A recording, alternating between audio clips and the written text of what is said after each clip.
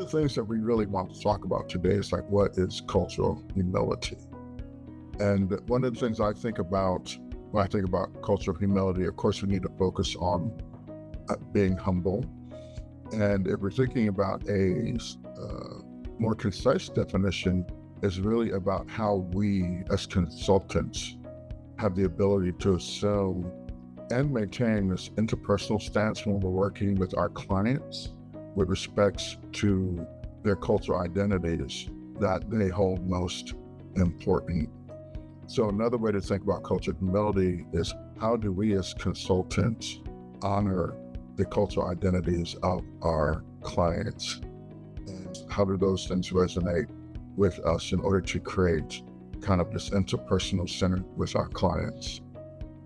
Yeah, I would say also it really is that respect piece is there, and also not displaying the superiority, of our own culture.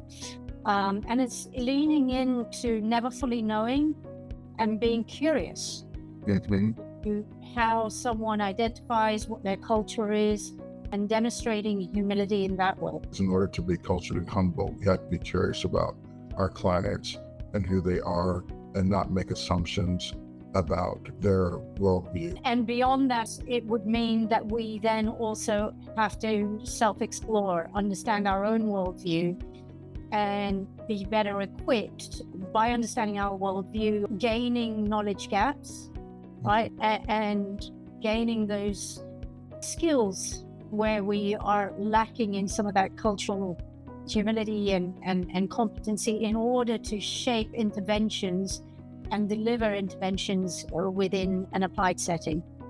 Oftentimes we don't think about how our worldview can influence the work that we do with clients and the relationships that we have with our clients, and how our identities, some of them might be shared, some of them might be unshared, our values and belief systems, and how that affects the work that we do.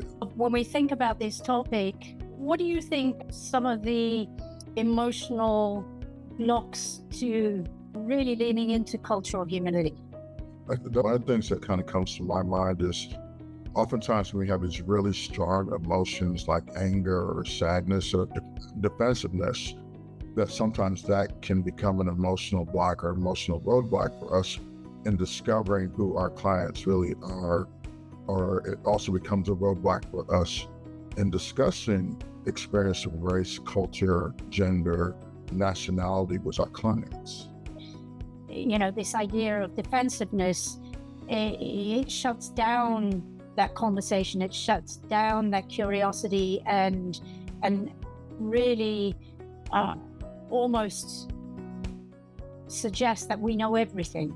Exactly. And so it's kind of having this power over our clients versus having power with them. And so one of the things I was thinking then, maybe to further encapsulate how we can work with our clients from this notion of cultural humility, is really, like you were saying earlier, about it's important for us to explore ourselves and to be able to critique ourselves and understanding what we can learn from our clients, and not just what we can teach our clients. We need to enter into relationships with them with being very intentional about honoring their beliefs and their values, their customs. And this is important for us to acknowledge differences, right? And accepting our clients' worldview and who they are, and showing up for them, and then mitigating that power imbalance that you were just talking about. So instead of having power over them, you don't have power with them.